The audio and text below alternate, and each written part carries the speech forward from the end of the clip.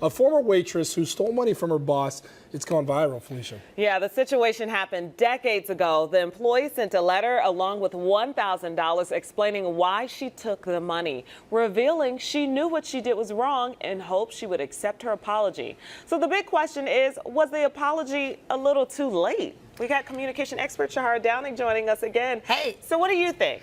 Okay. I just have to put it out there. It is never too late for an apology. Now, for the person who is expecting an apology, you know, like maybe I did something wrong to you and you're the one I should be apologizing to, you're like, oh, well, you know, why now? Like, oh, I'm so over that. And like, you know, I don't really need the apology now. Or you may even get mad or even like the person even less just because it maybe took them forever to apologize. And I know that with a good apology, it's supposed to be from a sincere place. It's supposed to be about the person that perhaps you offended or the person that you hurt. But I think that sometimes we forget that an apology is also about the person who did the wrongdoing. Yeah. So, but here's my question: is this a sincere apology because you've taken the money, you've obviously made that money work for a lot of years, and That's now true. you're coming back to apologize? So can't you kind of gauge an apology? So there is kind of a it's too late kind of deal, no? I mean, you can say that for you, but then also for the person. So and that's the reason why I say it's never too late for an apology, because there are a couple of things that happen,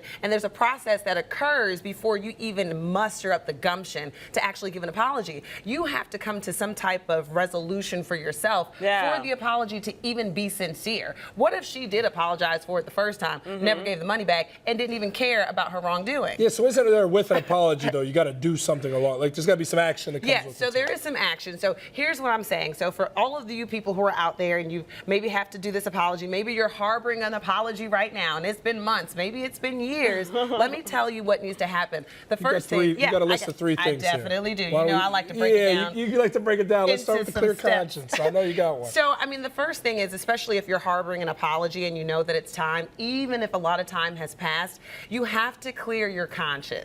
That's also what an apology is about. If you're just doing it for the other person, that of course is not going to matter for them. Of course it's going to seem insincere. But if you know that it's something that you have to do internally and about clearing your conscience, what are you saying to yourself? How are you communicating to yourself? Like, what does this really mean? And I think it takes growth, it takes healing to get to that. I think a lot of people end up apologizing so much for the other person, which is why you don't always see action follow it up and it doesn't feel sincere. But it sounds like you're saying you're apologizing for both of you guys. I think that's what a lot of people, because a lot of people feel like, oh, I'm giving up my power if I apologize. You're saying, no, it frees you as well. Exactly. And it's also this idea that when you offer an apology, you're looking for someone to forgive you. And I know you've heard this before, but have you forgiven yourself? Do you know what I'm saying? So it's like, you know, you have to forgive yourself first, and then that's when an authentic and sincere apology can actually come across. So I was out searching for engagement rings recently, and this word kept popping up: clarity, clarity, clarity. Talking about a ring.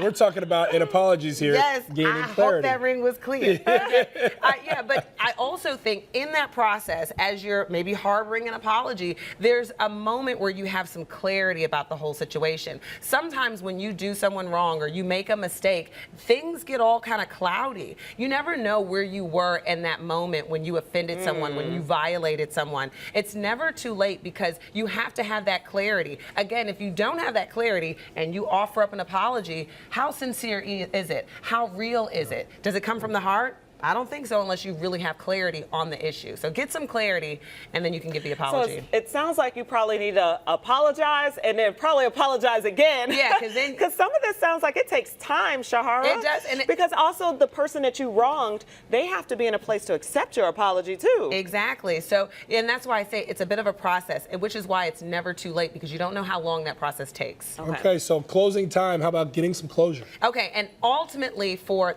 all people involved, it is about some type of closure. It's like closing out the business and then moving on to new business. If you give that apology and you know that you've been working on your conscience with it, and you know that you have clarity over it, when you do offer up that apology and you are sincere and it is authentic, that brings about real closure. Okay, so since we got the communication expert in here teaching us how to apologize, since we've got some royalty in terms of two judges, the Cutlers here, and I could be under oath, we'll go ahead and apologize to you, Felicia.